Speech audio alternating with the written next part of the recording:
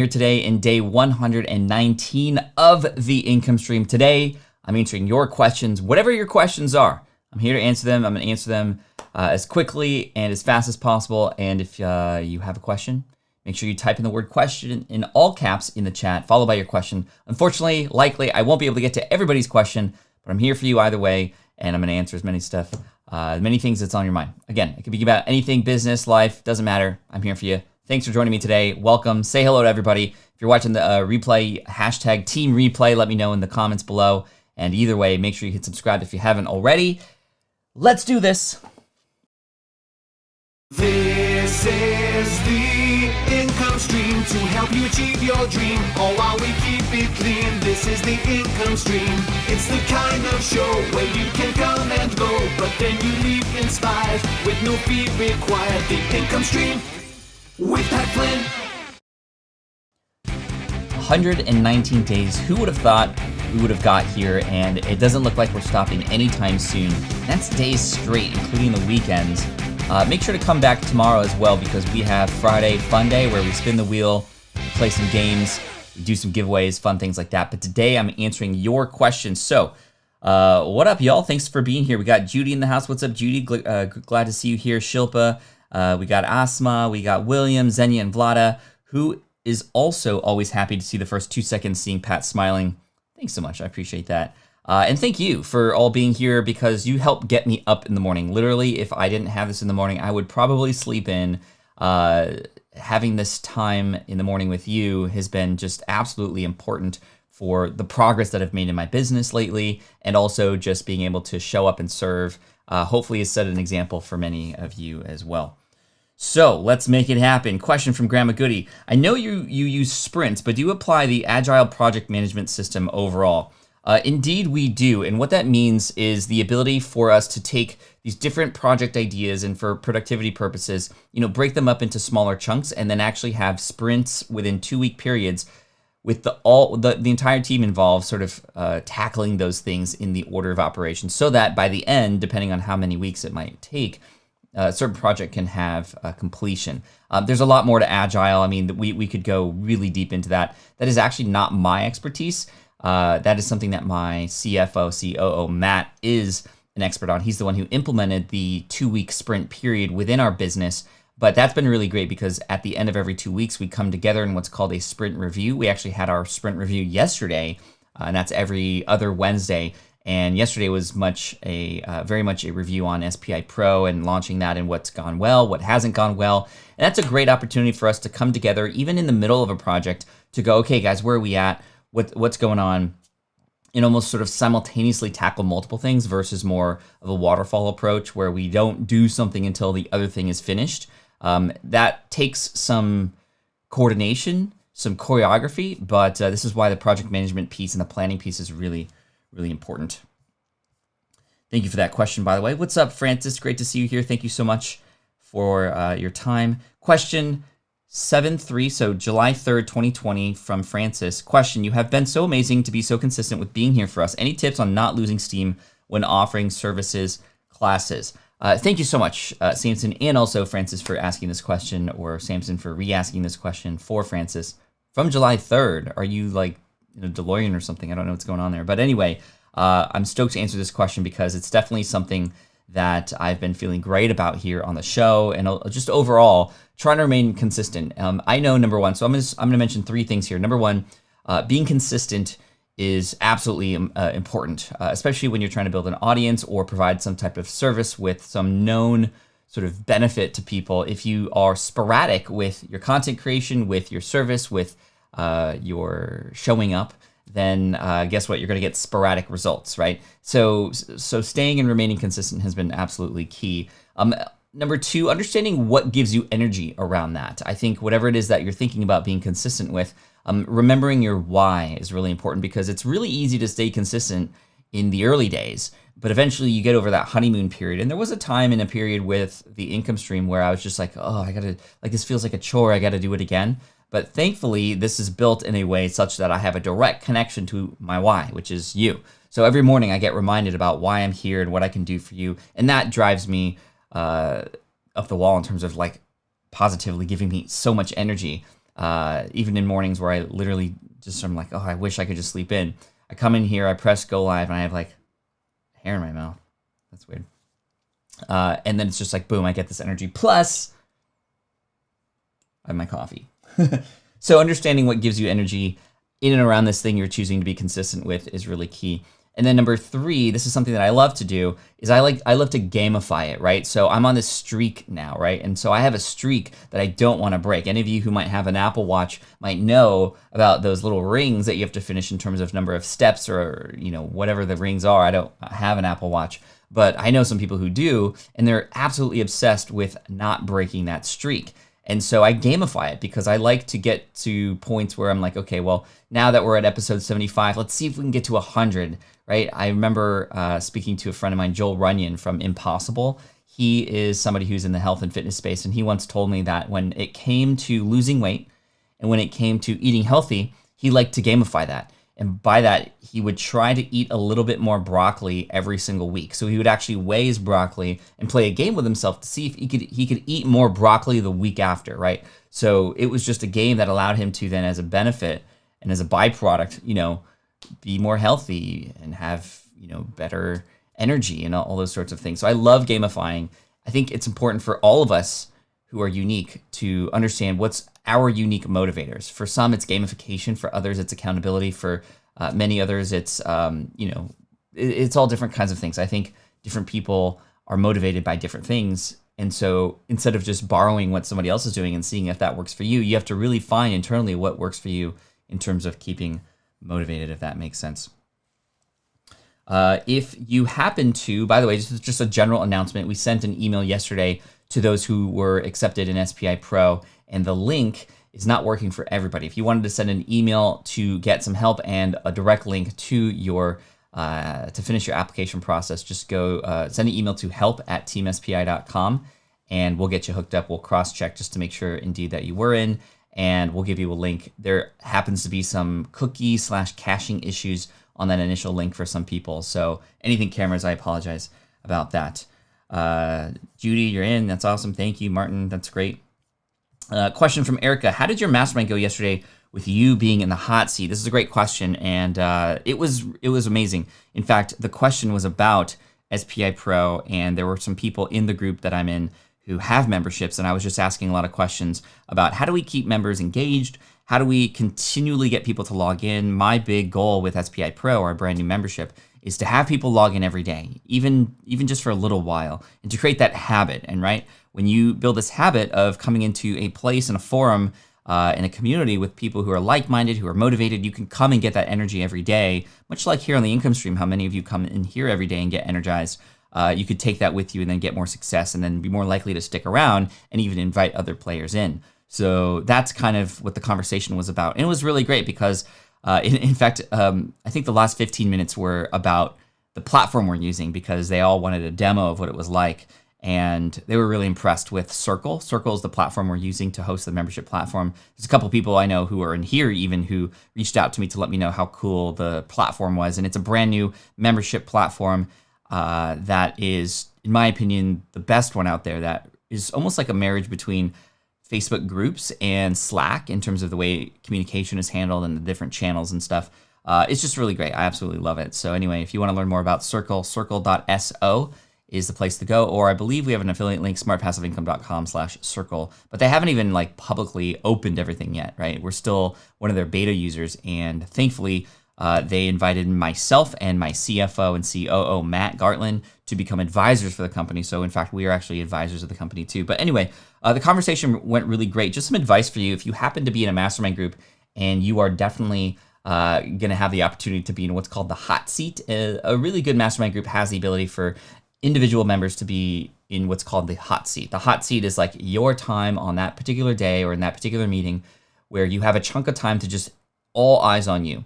Everything is focused on you. And I cannot tell you how powerful this is. When you have like-minded people, some who may be in the same industry as you, some who may not be. And those people sometimes are even more useful because they have an outside perspective and they're not sort of in the industry with you. So they can come at things with a different angle. Anyway, when all eyes and all ears are about you for that period of time, it's so powerful, especially when you have people who you trust and they're brutally honest with you and they're asking you the tough questions that you need to be asked, that's the safe space to do that, right? With people like that who you vibe with.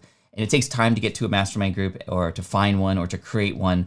One of the groups I'm in, I have been in for 9 years. That one I was invited into. And then the other one that I've been a part of for 8 years, myself and Cliff Ravenscraft started together. And then now that's about 6 people. So anyway, when it's your time in the hot seat, it's really important that you don't just go, okay, I'm in the hot seat. Let me kind of come up with something on the fly that we could talk about. That is a complete waste of time and a complete waste of everybody else's time. You need to come into these hot seats with an idea in mind about what it is that you want to come out with, right? What do you want to leave with? And all the questions that you ask and all the questions that other people ask of you should be in and around that, whatever that goal is or whatever that problem is, whatever that new thing that you're doing that you want to get positive feedback or negative feedback on. Come at it with an idea of where you want to come out on the other end versus what I found is very common in these mastermind groups. I was in many others that failed. And a lot of times the failure was because people were just coming in like, okay, I'm in the hot seat. I don't know. I'm just working on this thing. What do y'all think? And it's just like, oh, that's not that cool. Little boy of hope finally made it to the stream. Yo. Bruh. Thank you. Appreciate you for being here. Today we are just answering questions from the chat. And if you have a question, type in the word question in the chat in all caps, followed by your question. I won't be able to get to all of them, but I'm going to do my best to get to as many as possible. And I appreciate y'all so much. And let's get to some more. Cebu, Philippines. Yes, nice. I've been there 60 times and for up to 3 months at a time. Love the Philippines. Cebu, this is where my mom is from, in fact. Question, why do so many men in high school wear 30 to 60 levels, but after a few years of marriage, they wear 36-30? I understand the waist getting bigger, but why do we shrink our inseam? This is a question that I don't know the answer to, but first of all, I was, Levi's levels. Okay, I was like level 36 Warlock from World of Warcraft? No, okay, Levi. You do it. Whoa, thank you so much for this, Sean. I appreciate you. My sister started sawing pieces and making content about it. I told her to go full transparent and post her earnings expense like you did. That's so cool. You do it. Thank you for being here and for the super chat. As a reminder, all super chats this month are going to yemenfoundation.org.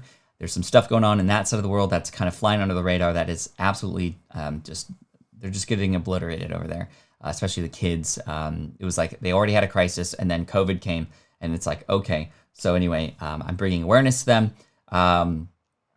I'm also bringing awareness on social starting today. I was but I was nominated for a 22 push-up challenge, and I'll be doing that on my Instagram stories daily at Pat Flynn to bring awareness to the 22 or the average of 22 veterans who are committing suicide daily here in the U.S. as a result of their post-traumatic stress syndrome, and that's not cool too. And so yeah, that's something that I'll be doing on social as well. So just trying to use my platforms to bring awareness to certain things. And every month there's been a new thing that we've been able to donate to and share. But yeah, Doug, I can't answer that question about inseams and that sort of thing. All right, scrolling down, just kind of randomly picking questions that I see here. I appreciate you. Let's see. Let's keep going here. Rap and Combat in the house. What's up? Y'all, appreciate you. And by the way, first of all, happy birthday, April Roga. Right? Fun will now commence, and others letting us know that today's April's birthday. April, a regular here, a regular Quaranteam member. Thank you so much for being here, and happy birthday to you. Question from Greg O. Wastes His Life. Do you have a video editing resource that you can recommend to new video creators? I think I'd grow my YouTube channel faster if I didn't have to do all the editing. So in terms of finding others to do the editing, you might want to check out people like Dan Patrick Norton, who is maybe in the chat right now, but he's a friend of ours. He is in the community. He has volunteered at some of my events. He is somebody who has a team, and he is one of the several people out there who have teams who specifically are hired to edit video for other people. I mean, there are so many people out there, but he would be the first one that I would go to, or at least be able to point you in the right direction. Dan Patrick Norton. You can look him up on Google and include video editing in your search, and you might be able to find him. But he's a great resource. I have a team member of mine, Caleb Wojcik, who is my videographer. He has his own set of editors as well. There might also be people on Craigslist, and there's a lot of people who are getting laid off nowadays who have video editing skills, who are looking to stay afloat and are likely more than happy to help you. There's also people on platforms like Upwork.com and also Fiverr.com. Fiverr, you got to be careful. You definitely get what you pay for there, so be careful there. But on Upwork, you can find and see other people's portfolios, and it might take some experimentation. I would say that if you start to hire some people to help you with video editing, you could either hire a few people to each edit the same video so you can get the same style, or you can hire one person for one video, hope it goes well. If it works, great, keep using them. If not, try somebody else on the next video, and then you can go from there. Question from Xavier. Question, I'm feeling mentally drained now, working on my project, especially writing. I used to do 4 to 5 hours, but now I'm losing my steam at less than 3. Any suggestions? So Xavier, I'd highly recommend checking out the video that we did yesterday on the income stream about mental health, specifically for entrepreneurs and those who are looking to make money. There's a lot of discussion, especially in the live chat. In fact, many of you were just blowing me away. I watched it again later. I don't do that with every video or every income stream where there's a live stream component, but I do sometimes go back, especially for more important topics, and just watch the chat. I actually even mute myself sometimes because I just don't like listening to my voice. But I watch and I listen to you guys. And yesterday, you guys were blowing me away with so many different amazing supportive comments and different strategies related to what I was talking about how to stay mentally energized within our work. Part of that discussion involved sometimes taking breaks and stepping away from things. This is why even entrepreneurs like Michael Hyatt sometimes step away from his business for an entire month to give himself some space and some breathing room and some time to then get re-energized and come back. And he builds his business around those sabbaticals. I had the fortunate opportunity to hang out with him last year during his sabbatical in July. In fact, that was about exactly a year ago. I was in Wyoming with him, Jackson Hole, and we went fishing together. That was during his sabbatical. And then I came in for a 3-day period, stayed with him, and then I flew back home, and he was still on a sabbatical for, another number of weeks. But that was so fun, and that was great. That was like my little sabbatical, was like escaping for a little bit to go fishing with him. And that was just so beautiful. We were down the Snake River. We had a private guide, and it was just like beautiful. And then coming back from that, like boom, back into it, right? So some of those things can work really well. Plus the idea of having other people who can hold you accountable to get that energy. And also, like, when it comes to writing specifically, one thing that has definitely helped me, Xavier, is the idea of not writing things chronologically. Because sometimes chronologically, based on the book that you're writing, whether it's fiction or nonfiction, my energy is not with that next chapter. My energy might be 4 chapters down, and that's what I really want to write about. So why not just, skip those next 3 chapters and write about that 4th chapter right now, and then you'll be able to start to get wheels in motion again so that you can even come back and maybe get some ideas on how you can connect where you were to where you're going based on that. That's how I start many of my books, is I don't write the first chapter. I write chapter 7 because that chapter is the one I'm most excited about. So that's a really great question, and I appreciate you for that. Coffee break. April says, the hubby made me a lovely breakfast spread of eggs, pancakes, potatoes, and coffee. I was like, coffee this morning. It's a blessed day. And happy birthday to you again. Isaiah says, I have a laptop that I don't use, but I plan to use it again soon. I've removed a huge amount of storage, but it still says I have too much storage. Is there a way to fix that problem? Or there's too much stuff in there, right? There's not enough storage, right? If that's what you mean. Because having too much storage space would be great, right? The more storage space, the better. So you probably are meaning that you have too many things on your computer. So there's a couple things. Depending on what kind of computer you have, there are certain programs that you can use to remove files properly and also remove a lot of temporary files and other sort of files that are old that are just sitting dormant. I don't know what those program names are, but perhaps the chat might have some suggestions for you, Isaiah, in terms of ways that you can better clean up your computer. I'm trying, there's one for my Mac that I'm trying to remember. Let's see if I can find it here really quick. Yeah,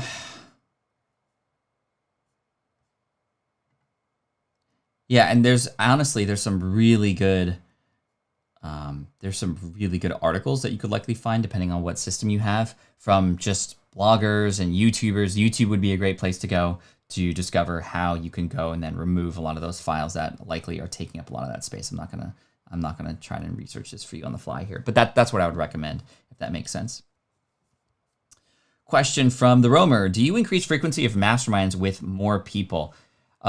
No, it can be definitely something that, masterminds, especially ones that are more formal, where perhaps it's an hour a week, for example. I mean, if you double the amount of people in there, in order to stay within the same amount of time that you'd either have to double the amount of mastermind groups there are in order to stick with your normal schedule with how many hot seats you get per year, or you'd have to shorten the length of those mastermind meetings and do more of them. No, I wouldn't recommend doing that, because it is a lot to ask to have people commit to something like that for a long time. I've been dedicating an hour each week to each mastermind group, so that's 2 hours per week for the last 9 years to these people. And to increase the amount I think I would try to increase efficiencies versus just trying to increase the amount of things we're doing, right? Let's try to be smarter with the time that we're using versus sort of increasing the number of people. I would also say let's not overfill the mastermind groups. I would say 6 max. That way you get about a month and a half time before your next hot seat. It gives you time to implement, but also, if you do one a week, that's not too much to ask from everybody. And if you were to go, 7+ people, I mean, you're going to wait a long time before it's the next time. And plus, you can't get as deep with people if you wait that long between different sessions. You're gonna almost forget what other people went through the last time they chatted. So I would say 6 max, if that makes sense. All right, let's keep going here. Oh, hey, Dan Norton is in the house. Cool. Question, Pat, from Lisa. I've tried Adobe Creative Cloud before to edit films myself and had a hard time learning it. So do you have an idea of where I can learn an easier way or an easier software? Okay, so a couple things that you can do. I know Adobe Creative Cloud. So Adobe can be very difficult sometimes, right? So you've probably used Premiere, right? That's the video editing tool for something like anybody who's on Adobe, right? So that can be very difficult, and that is something that, hold on, I'm just looking at some of the chat that's happening right now. It's a lot. Adobe things are very overwhelming. I'm remembering my first time logging into Photoshop and just getting completely and massively overwhelmed and bogged down by it. A couple things. Number one, if you're going to use these tools, try to find the easiest way with these tools to do what you need to do.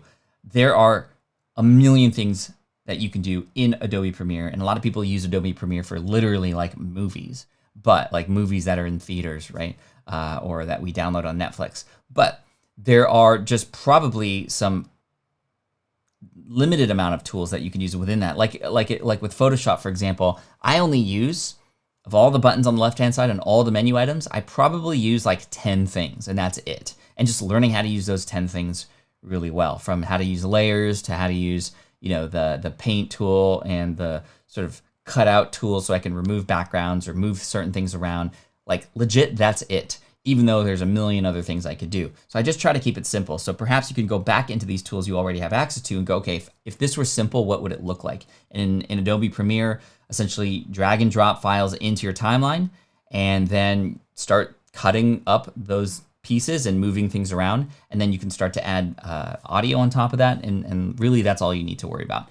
There are some tools that are likely easier for you. If you're a Mac user, I loved, and I continue to use sometimes, ScreenFlow to edit my videos. Even though ScreenFlow is meant for recording videos on your computer, like screen recordings, and then using and editing that, I actually used ScreenFlow just to edit all my videos, even if there was no video recording of my computer, because it's just so easy and intuitive to use. So that's ScreenFlow. There's a comparative tool on the PC called Camtasia Studios by Telestream, and that is another great tool that allows you to do things pretty easy as well. Okay, scrolling through, getting some random questions in here. Let's see, question from Anything Cameras. Do you use any tools to help with time management, Pat Flynn? Yes. The number one tool I use for time management is my calendar. absolutely by far the number one tool I use is my calendar. And guess what? We have access to calendars for free.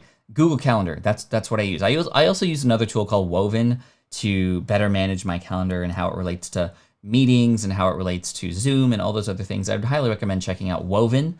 That was introduced to me by Joel Runyon. Woven is the name of the tool. It's an app and it's cross-platform. It's really great, but you don't have to have that. The calendar and plus the idea of time blocking. I schedule when I'm doing certain things, right? Which is what a calendar is for.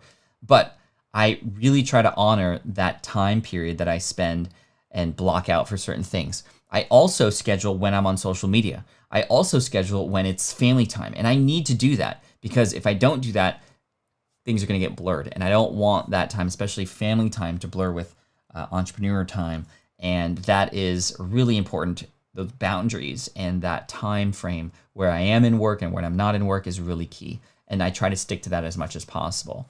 Other tools that I use for time management specifically are, a stopwatch, right? I have a stopwatch on my phone. So if I happen to be in like a big 3-hour chunk of like writing, I don't just write for 3 hours straight. I take 30 minutes or 25 minutes on, 5 minutes off, 25 minutes on, 5 minutes off, and I'll do that 6 times and I get to 3 hours. That allows me to take some breaks and come back into things.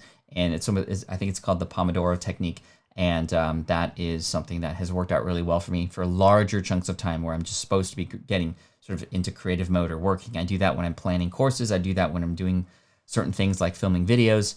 Although when I'm filming videos, if I happen to be in a groove, I try to make sure I stick with that flow. And then when I finish a certain thing, then I can take a break after that. But yeah, I don't get fancy with a lot of these different tools and things that are out there. I think the other tool that might be helpful for people is one called Rescue Time. I use that on my Mac. Every so often I check to see, okay, well, am I actually focusing on and am using the apps and actually working on the things I should be, or are there any red flags in terms of where am I spending time that I shouldn't be spending time? It's nice to check in with yourself every once in a while. I don't use that every day. I don't look at the reports every day, but once a quarter I go in and go, okay, how did I perform in this quarter? Are there any red flags? Have I been spending too much time on Facebook, for example? And using that, I've been able to completely cut out. Essentially, Facebook used to take up 10% of my time, getting in there, getting involved in social media, checking what my friends were doing, getting involved in discussions. And literally, it's not even a full percentage now in terms of where my time is spent. And guess what? Now I can use that time elsewhere, like in SPI Pro, for example, on a daily basis, right? So that's kind of cool.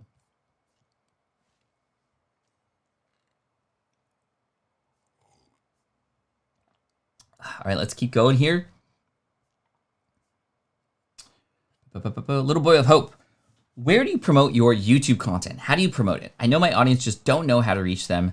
Been doing this for quite a while. So we're talking about reach. We're talking about getting more traffic. We're talking about getting exposure from people. And I like this question because you're not just looking to see how to repurpose your content so that more people who already know you exist find you, right? That's one of the big struggles, especially in the podcasting world, right? It's like, okay, and for podcasts, even more than videos, it's harder to get found because the search engines and just the directories, they're not great. They're not great right now. They're definitely nowhere near as great as YouTube, because on YouTube you can create a video and based on your thumbnails and titles, that's number one.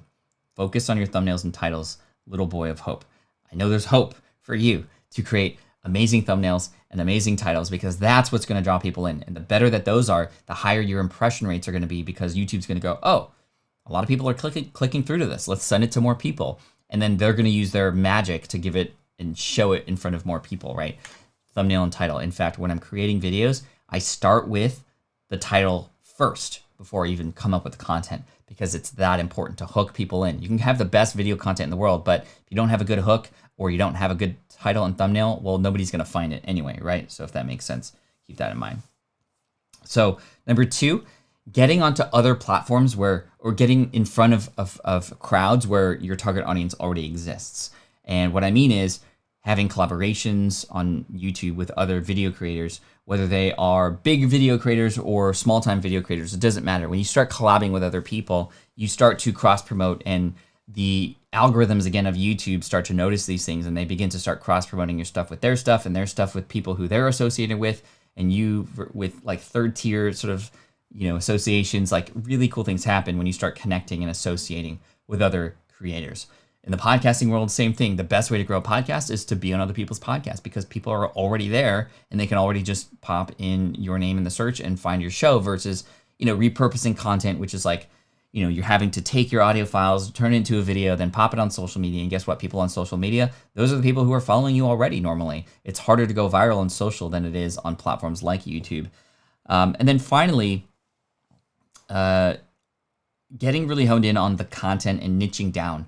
Right? It might seem counterintuitive to go, okay, I'm going to go very specific with this video and help a very specific person, even though my general audience is much larger. But when you hone in, you are more able to find those people. And when those people find you, they're more likely to share it because they feel like it's just for them too.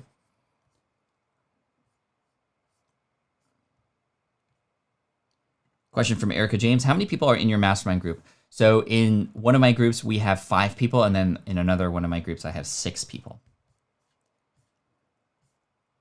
Question, I want to create a 5 steps to article, but I'm not 100% sure on all the steps. Is it okay to research and add in what you might find on that subject? And do you acknowledge them? Yes, I would highly recommend wherever you find information, if you're going to take that and display it, try to give credit to where credit is due. Now, you can obviously add in your own style and put your own spin and your own thoughts, which I would highly recommend doing, just so it's not just like a compendium of things that you found, but it's actually coming from you, Susan, and you just so happen to use this research as inspiration for different thoughts and your own instructions and your own call to actions. But yeah, if it's a how-to article, here's where I would start. I would start with the end in mind. What is the big goal for you with this article? And how are you going to transform your readers? Where are they now? And where are they eventually going to go or end up after reading this article? Don't worry about the steps. Just what's the end goal? What's the transformation? And I like thinking about the transformation because then the focus is not really on you anymore. It's on who this article is for, right? So I would start with a transformation in mind, and then I would reverse engineer, okay, if I know where they're at, and then I know where they're going, well, what are the steps? It might be 2 steps, it might be 10 steps, I don't know. But having 5 steps specifically prior to writing this will make it a lot harder versus let's just start with the end in mind, right? Here's the end, here's where they are. Let's see what we can do in the middle. What stories do I need to tell? What steps are required? You won't know how many it is until you figure that out. And that's the big goal versus trying to force sort of topics or situations or research into 5 different steps, if that makes sense. Great question today, everybody. I appreciate you. Hashtag bruh. Manos, appreciate you. Let's see. Question, Mastermind Group. What is the time frame for each meeting? 1 hour each week for each group. The first 10 minutes, we go around the horn. Everybody talks about a big win that they had from the previous week. This allows us to start with positivity, with gratitude, with excitement for each other. And then the person in the hot seat has about 45 minutes to go over their topic. It's up to them to bring to the table something that's going to be useful for them, but it's up to the rest of us to poke holes, to ask questions, to try and understand more, to provide help, to provide advice, etc.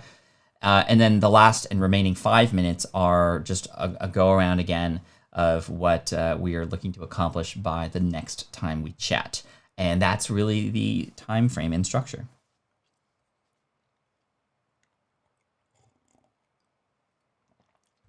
Asma says, this is a good question. Pat, can you make a business only with your phone? I know it's tough, but I like to hear from your advice. I would imagine that that's definitely possible. Obviously, you're going to be a little bit more constrained, primarily on the typing of whatever it is. Even if you're going to be primarily doing video, which if all you have is a phone, if that's the challenge, that would be actually a very fun challenge. Can I just use my phone to run my business for the next 90 days? Or, and I guarantee the answer would be yes, right? Because I have access to my team on Slack. I have access to my email. I have access to social media. I have access to a video tool, right? A recorder to be able to record video to then upload to YouTube, which I can do even through Creator Studio on my phone. So yeah, definitely I'd be able to do that. But to start one from scratch on the phone would be really interesting, right? I benefit now of having 12 years of business and audience and team behind me. I didn't have the team for 12 years. I've only had the team for about 2.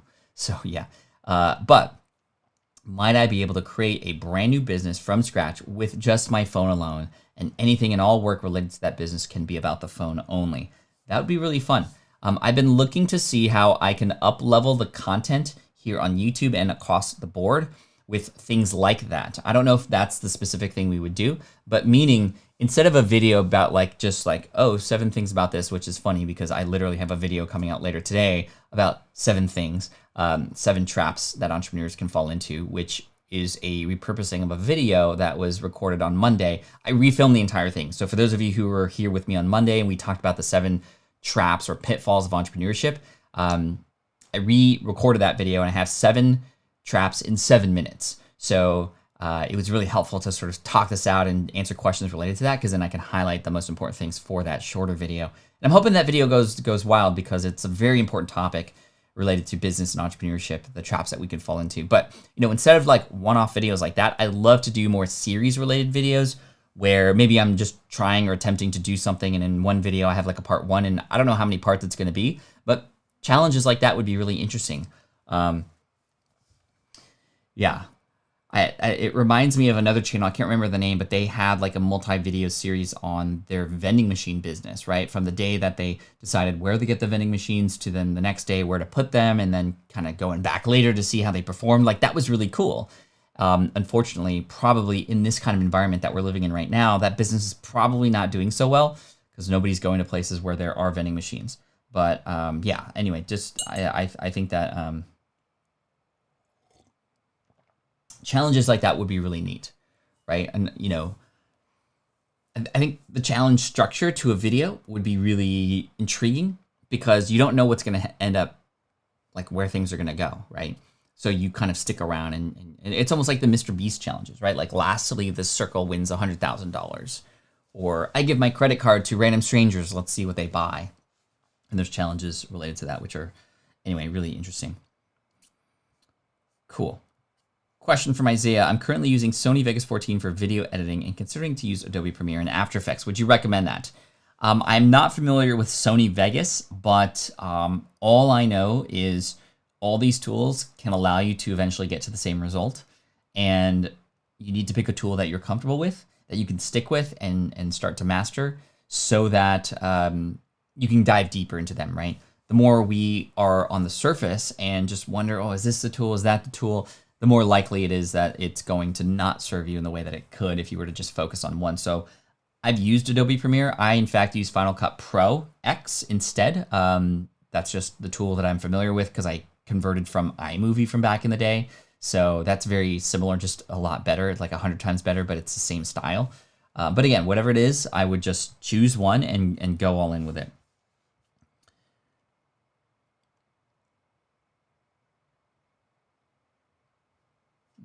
Okay, let's see here. Questions. I'm looking for the word question followed by questions.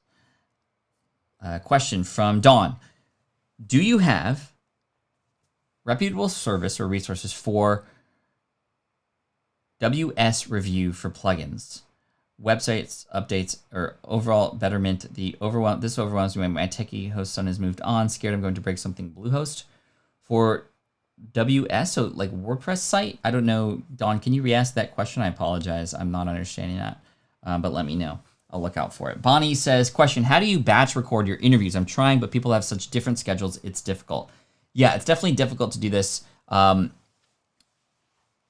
Having a Calendly account has been really great because in Calendly, it's really like, okay, everybody who I'm interviewing, these are the times that I'm interviewing.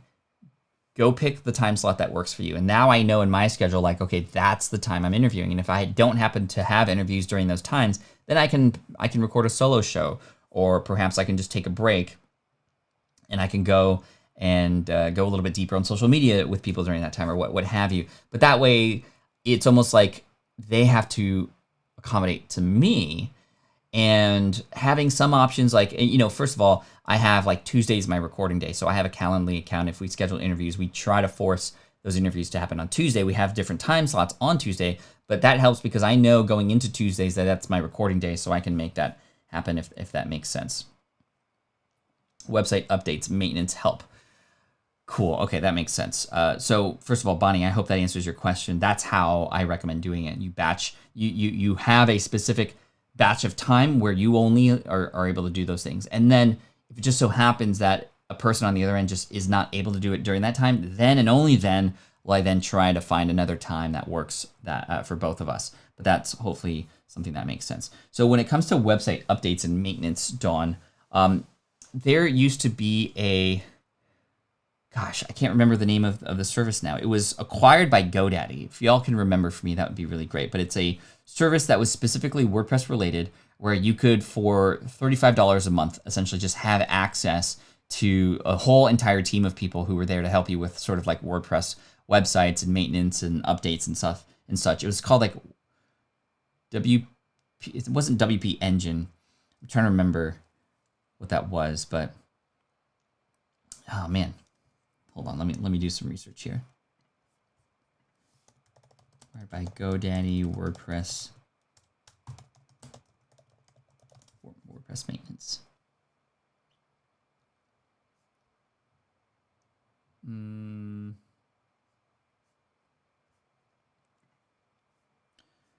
Let's see. Oh, I'm looking at a web page right now. In fact, this is winningwp.com, best WordPress maintenance and support services.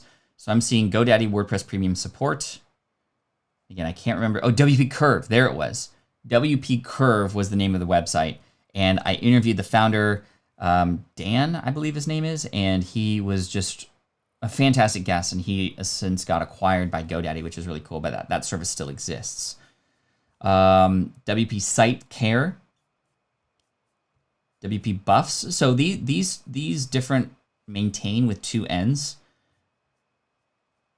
And these are different services that likely are ones that you could do a little bit more research on.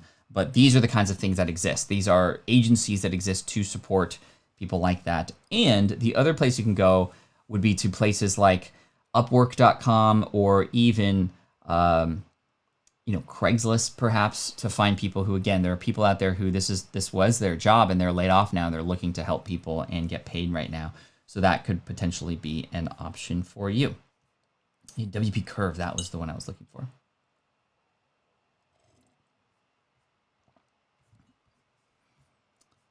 Cool. Question from Marla. I have an unnurtured email list from 10 years of my biz, but have had zero contact with many, or I've had contact with many. How can I use Convertkit to give a segment option, automate the segment list or unsubscribe landing page?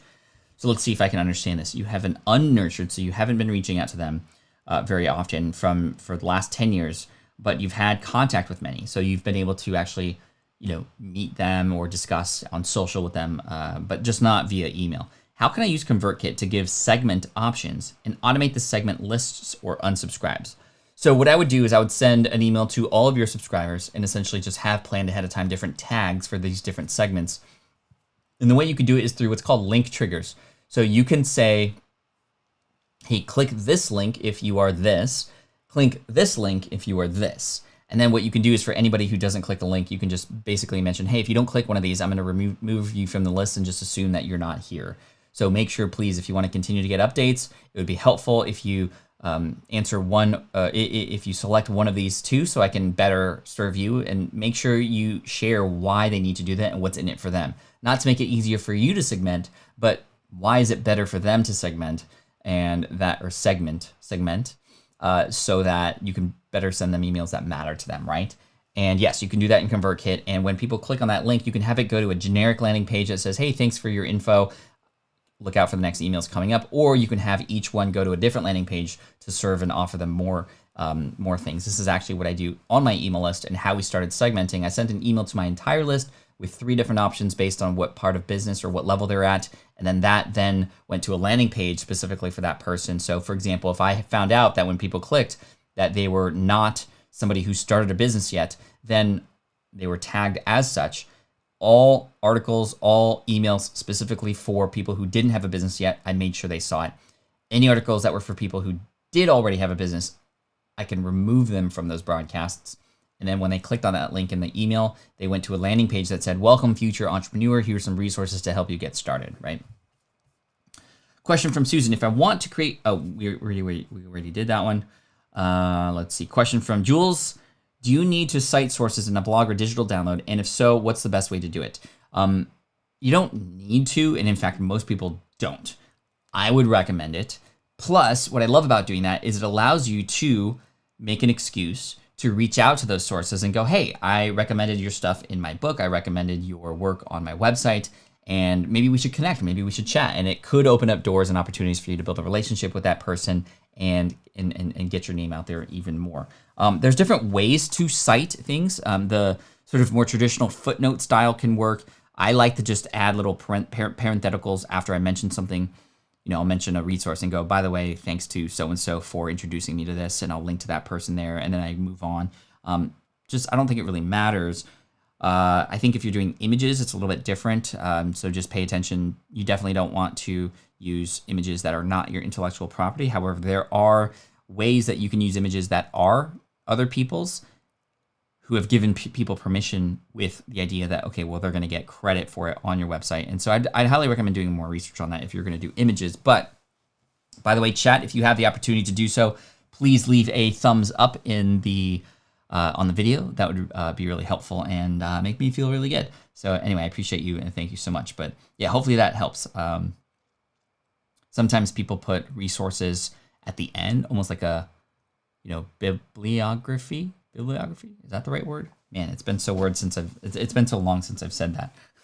Bibliography.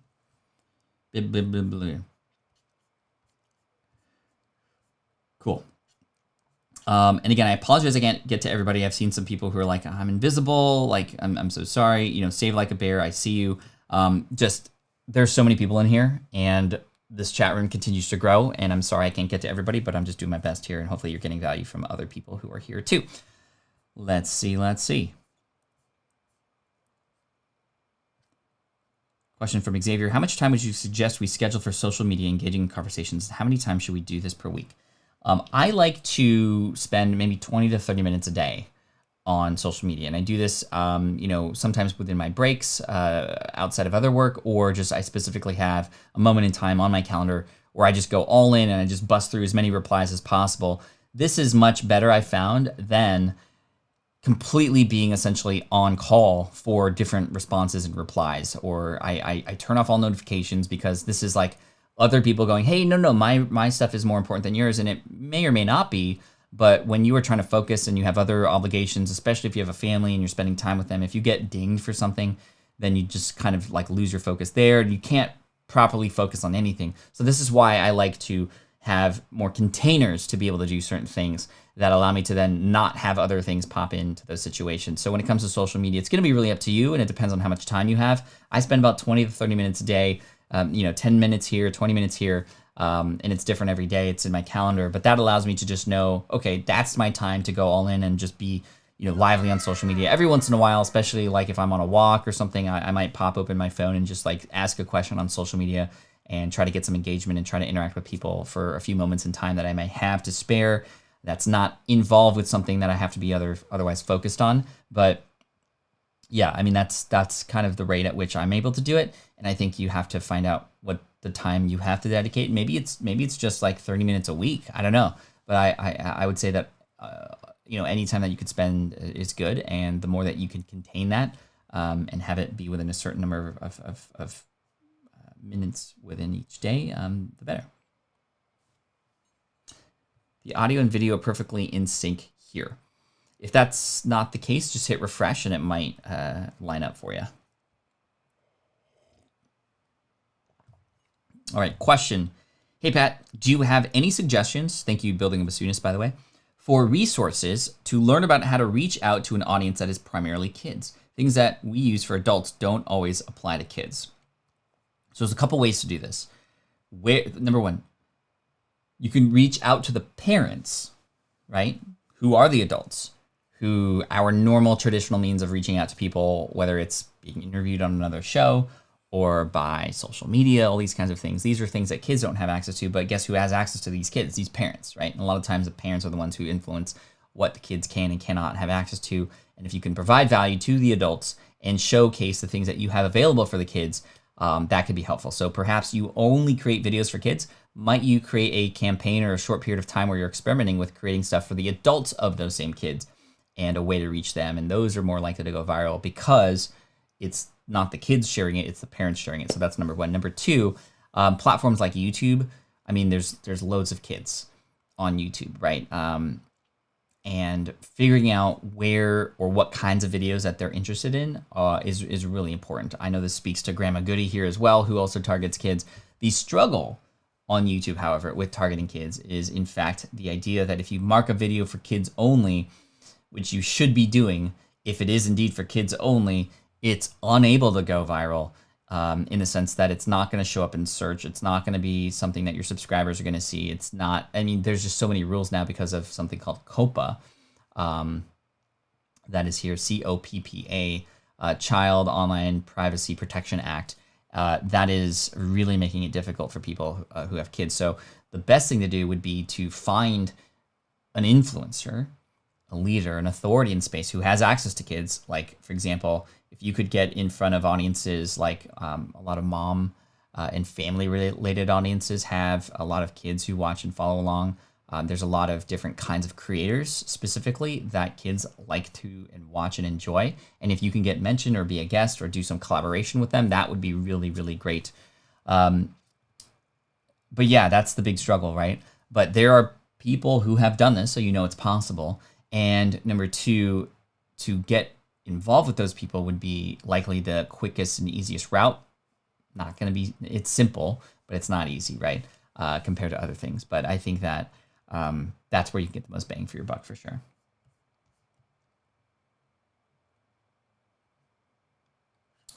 Destiny Shows says, I've been thinking about creating a mastermind group to grow and support fellow entrepreneurs. What's a good way to start?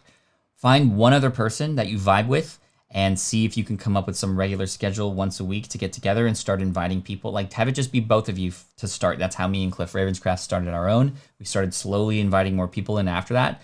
And really doing trial periods with each person, even together as we started, just him and I, just going, okay, can we keep this up? Is it something that we enjoy? Do we vibe together? Do we like that? And then moving forward, just inviting new people in from there.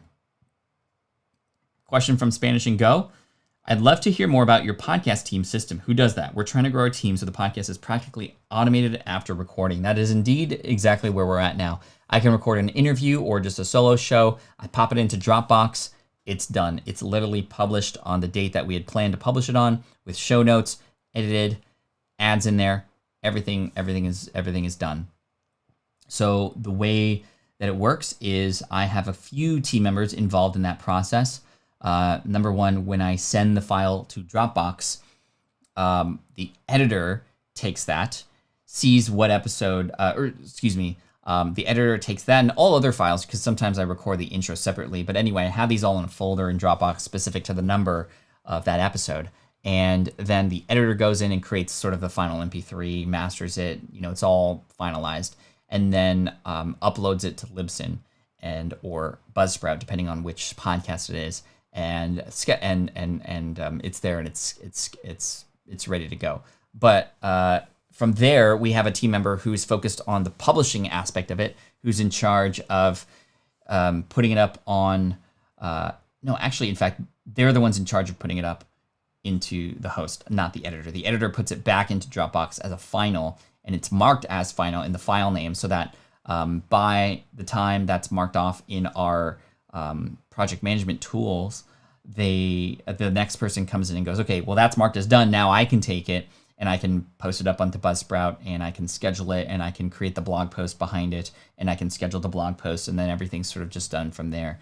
Then at the same time, another person is in charge of writing the show notes and making sure the resource list in those show notes are great, as well as the transcript, making sure that's all done.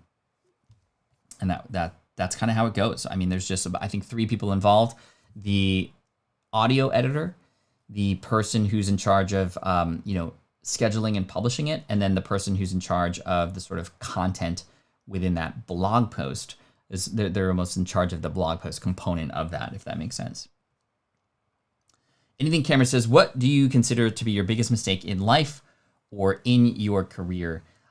Biggest mistake I've made in my life or career was fearing what other people thought about me, and not doing certain things because I thought it would make me look bad, or not doing things because I didn't think it was cool, not doing things because I was afraid of what people would say, sort of in that vein. And this is like literally since I was a kid, all the way up through the beginning moments of entrepreneurship when I was too afraid to launch certain things or do certain things because I was worried. In fact, I had an opportunity to probably 5x my income on my original architecture related website, but because I was too afraid, I wasn't able to do that. And what I'm meaning specifically is I created an ebook to help people pass an architectural exam. That was wildly successful and it did really well. I had the opportunity to 5x that income by actually creating an online course. I actually built a custom platform on my website to host that course, to collect payments, to share those things. This was before Teachable existed.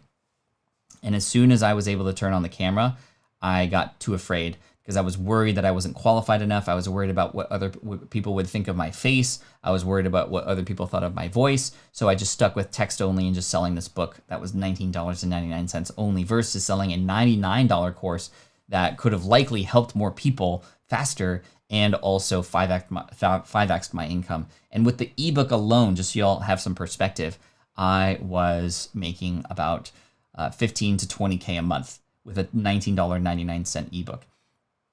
Could have been $100,000 a month if I mustered up the courage and wasn't so worried about what people thought about what I looked like, how I sounded. This was something that when I promised my audience in December of 2008, I was going to start a podcast, that got in the way again too. It was not until July 2010, a year and a half later. And in fact, we're at the 10-year anniversary of the podcast this month, in fact, which is really cool. It took a year and a half for me to get the courage to finally get up there and start recording episodes and posting it out there. I was just too afraid of what people would say. And in high school, that stopped me from, doing certain activities. That stopped me from, going on dates. That stopped me from, I had such low self-esteem. And I think a lot of the things that I was conditioned with in school kind of definitely carried over into entrepreneurship, and that's not good. Consult a Blind Guy says, question, how much should be charged for a Mastermind Group membership? I've seen some charge $50 a month and others $20, $100. Would love your thoughts. Both the Mastermind Groups that I'm in now, which are with other colleagues and players in the spaces that I'm in, there's no payment. It's just, the payment is 1 hour a week, dedication, time with the rest of the group members. And we have rules in those groups too, formal rules. If you miss 2 calls within a month, you're out. You're out of the group. Depending on certain situations and emergencies, obviously we are a little lenient on that sometimes, but if you just are not in it anymore, you're not in it anymore. And we've had to kick some people out. But that's how formal and how serious these groups are to each and every individual member. And that accountability and those rules sort of set the tone for, okay, this is important, right? My Mastermind Group members, I have my family up top, God, family, and then I have my Mastermind Group members, and then it's like my best friends, right? That's the order of sort of priority for the things that I'm involved with, if that makes sense.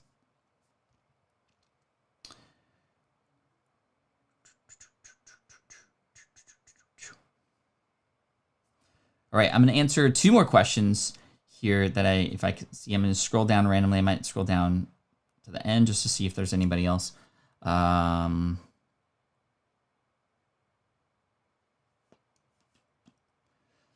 Let's see. Question, Pat, how are you backing up your Dropbox online storage? We are, so certain things are backed up there and certain things are not. For media files, they're definitely backed up sort of doubly, both on Dropbox and on an external drive, like a 5 terabyte sort of external hard drive that I have that just things are copied and we set it up a while back. I don't even have to do anything anymore. It's just sort of automated in the process, so I'm not going to go over that. But the media files and things that, like if Dropbox were to go away, all the most important documentations, those are also backed up on an external hard drive as well. Question, how long did that ebook run? When did you decide you needed another revenue source? So that book, so we're talking about specifically the ebook that I created to help people pass an architectural exam. So that launched in October of 2008. I came out with another version in 2010 when they updated the exam. And since then, it's been up and running. And I removed that book in 2014. And all this time, Smart Passive Income was growing. I was creating other revenue sources. My niche sites had started. So this business had been on autopilot until 2010, when I then had to create a second version. And then in 2014, they created another version. It's sort of like every 4 years, they create another version of the exam. And what I ended up doing was removing the book entirely. And because I was so far removed from the industry now, I ended up putting other products in its place that were not my own, that I could make money through as an affiliate. And I was actually able to make more money doing that in the future versus even creating my own stuff, because these people who literally it was their business to do this and not mine anymore, I was still able to make money and still am making money. I'm making about $1,500 to $3,000 a month, depending on the season, still on that website 12 years later without lifting a finger, because it's just driving people. I get traffic from the search engines and I drive that traffic to these affiliate recommendations, and those things get updated on their own. I just send traffic there, and that's pretty cool. All right, we are at the top of the hour now. Thank you all so much for everything. Karma's asking questions about SPI Pro. It's going well so far. I mean, the reaction from people who are in there is amazing, and just the community and getting involved in there already has been fantastic, and having connections already happen is great. We had a little snafu with the link that we send out for some people, but we're getting that taken care of. We're all in on helping people right now within there and getting in there who were approved. I am very thankful for my team and I, having worked really hard on the letters of not acceptance that we sent out. We had an algorithm in place to, depending on certain answers in a survey, allow people in or out. And it was very important for me that if people got the rejection letter, that they didn't feel like they weren't good enough, right? That we actually had some resources to help them so that we can eventually help get them to the point where they would be accepted. And I think that's important because, number one, it helps the group maintain a certain level of status for the sort of level that people are at in there, because I have other communities where literally more than half are people who haven't even started a business yet. And that's not the kind of environment we're creating with SPI Pro. This is pro. This is the professional level, or those who are serious and committed and are actually having some level of success, even if it's just an email list or some amount of revenue coming in, or even a website with some following to begin with. And we can then help, and we have resources to help those who are literally just starting out so that we can get them to that point. And I think in my thesis is, if we can help them do that, they're going to be even more excited about coming in and more jazzed about getting involved. And that way the conversations in SPI Pro are with people who have had a little bit of an experience already creating something, and would, as a result, even have value to share back to the community, if that makes sense. But again, I was just, I'm very concerned when I say, hey, I'm sorry you can't get in.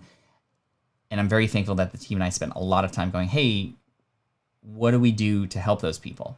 We need to still help them, right? And so this is how we think and how we work as a team. So yeah, I hope that makes sense. And thank you all for being here today. This was a great Q&A. We'll do more questions tomorrow.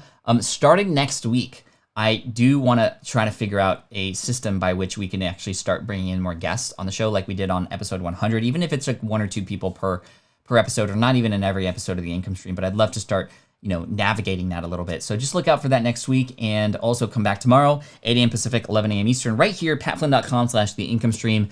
That's where we can have some fun tomorrow. We're going to bring out the wheel. We're going to do some giveaways, play some games, and also answer questions. And I can provide some more tips and stories for you to help you along the way in your entrepreneurial journey too. And Jennifer, yes, if you have applied but you did not hear back, please send an email to help@teamspi.com and we'll be able to help you out. But yeah, hey all, thank you so much. I appreciate you. Keep up the great work, and I'm just so thankful for your time, your energy, and you give me energy, I give you energy. This is how it works here. And make sure you hit that subscribe button if you haven't already, and hit that thumbs up button before you go to. We'll see if we can get to 100 before we end the broadcast today. But anyway, thank you so much. I appreciate you. Love y'all. And as always, Team Flynn for the win. Peace out, y'all. This is the income stream to help you achieve your dream, all while we keep it clean. This is the income stream. It's the kind of show where you can come and go, but then you leave inspired with no fee required. The income stream with Pat Flynn. Thanks to everybody who asked questions today. You were amazing. I appreciate you. I have a YouTube video coming out later today that I mentioned, the 7 pitfalls of entrepreneurship. If you see that come up when it comes thumbs up, watch it, like it, hit that like button, comment. That really helps out with the velocity, which helps it be shown to more people. It's a very important topic. So coming out later today, probably within the next couple hours. Thank you so much. Cheers and all the best. Peace out. Bruh.